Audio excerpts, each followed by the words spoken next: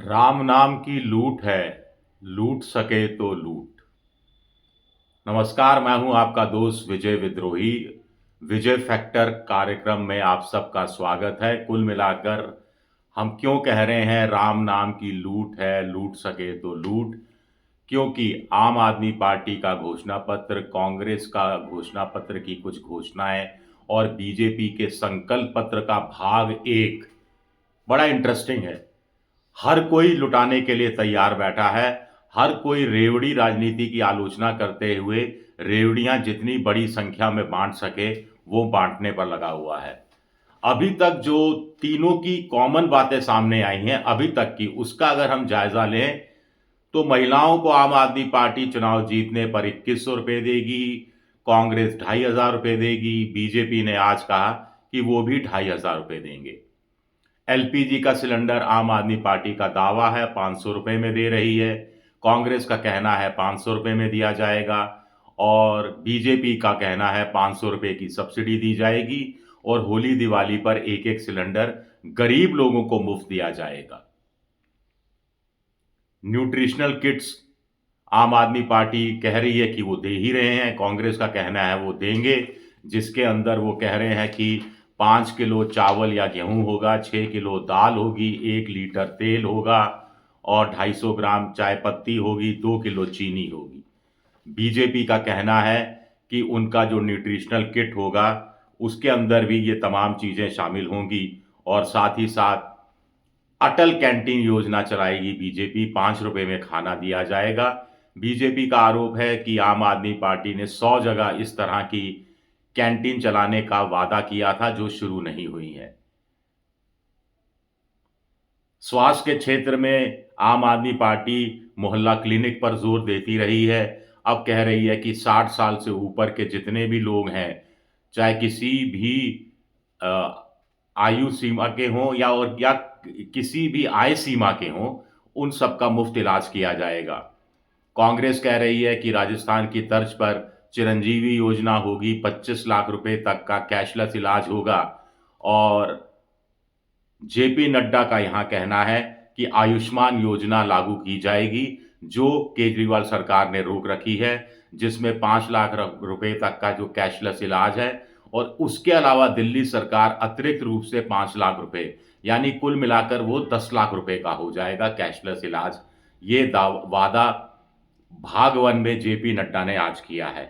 वरिष्ठ नागरिकों को पेंशन का सवाल है तो बीजेपी का कहना है कि 60 से 70 साल के जो बुजुर्ग हैं उनको 2500 रुपया दिया जाएगा।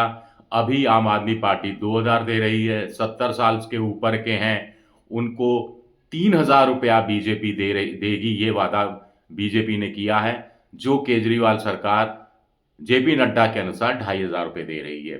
कांग्रेस भी इसी तरह के कुछ वादे कर रही है। आम आदमी पार्टी की तमाम योजनाओं को लागू किया जाएगा लेकिन उन्हें भ्रष्टाचार से मुक्त किया जाएगा, ये बात जेपी नड्डा ने की। तो इसको समझना बहुत जरूरी है कि बीजेपी की नीयत क्यों संदेह के घेरे में है। उन्होंने कहा मोहल्ला क्लिनिक भ्रष्टाचार की अड्डा है। जेपी नड्डा ने कहा मोहल्ला क्लिनिक में दवा खरीद में 100 करोड़ का घोटाला हुआ है, 300 करोड़ का स्कैम फर्जी टेस्ट में हुआ है, भ्रष्टाचार के अड्डे बन गए हैं। लेकिन बीजेपी आएगी तो भ्रष्टाचार मुक्त कर देगी मोहल्ला क्लिनिक को। कैसे मोहल्ला क्लिनिक भ्रष्टाचार मुक्त हो जाएंगे, इसका कोई विचार पेश नहीं किया गया है। कुल मिलाकर आयुष्मान योजना को लागू करने की बात कही गई है। फिर बीजेपी कह रही है कि कोई योजना बंद नहीं की जाएगी। राजस्थान में भी ऐसे ही हुआ था। राजस्थान में अशोक गहलोत ने 25 लाख रुपए तक की चिरंजीवी योजना शुरू की। बीजेपी ने कहा वो सत्ता में आएंगे तो कोई योजना बंद नहीं करेंगे, लेकिन जैसे ही सत्ता में आए प्रधानमंत्री की आयुष्मान योजना को क्लब करके एक नई योजना पेश कर दी गई। लेकिन कैशलेस इलाज जो 25 लाख की सीमा थी चिरंजीवी योजना में, उसको खत्म कर दिया गया।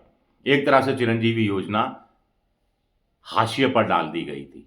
ऐसे ही कुछ अन्य योजनाओं के साथ हुआ और या कुछ अन्य योजनाओं के साथ राजस्थान में हो रहा है, क्योंकि जब जब बीजेपी कहती है कि हम सत्ता में आए तो आपकी कोई योजना बंद नहीं करेंगे, तब तक राजस्थान पर नजर डालना जरूरी हो जाता है।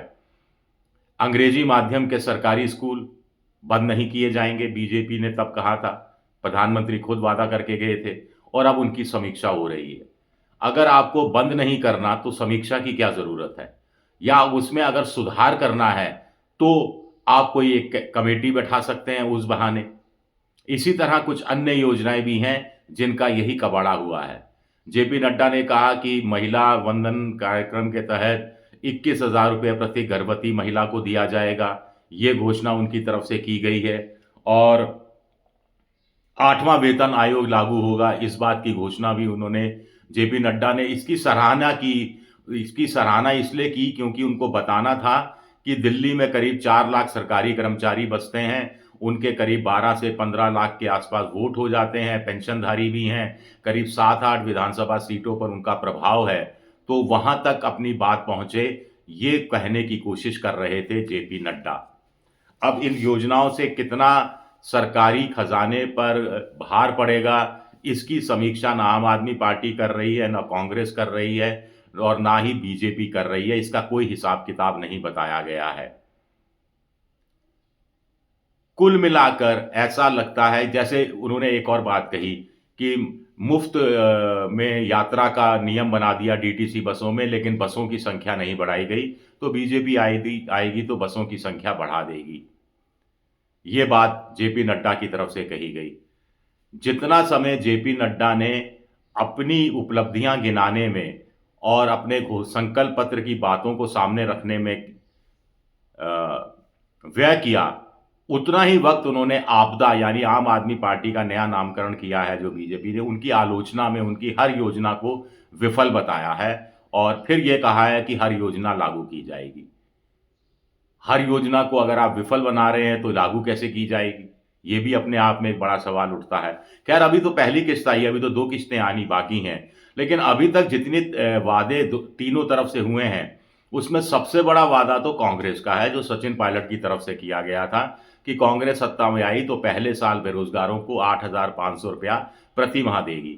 बीजेपी इसका क्या तोड़ निकालती है, ये देखना दिलचस्प रहेगा। हाँ, इस बीच अरविंद केजरीवाल ने आज एक नई घोषणा कर दी। घोषणाओं में तो कोई है नहीं। 5 तारीख को चुनाव होगा, 3 तारीख की शाम 5 बजे चुनाव प्रचार खत्म होगा। उससे पहले आप तमाम तरह की योजनाएँ घोषणाएँ करने के लिए स्वतंत्र हैं कि छात्रों को भी डीटीसी की बसों में मुफ्त यात्रा का मौका दिया जाएगा। शुक्रिया मेरा ये वीडियो देखने के लिए। पसंद आए तो लाइक कीजिए, सब्सक्राइब कीजिए, शेयर कीजिए।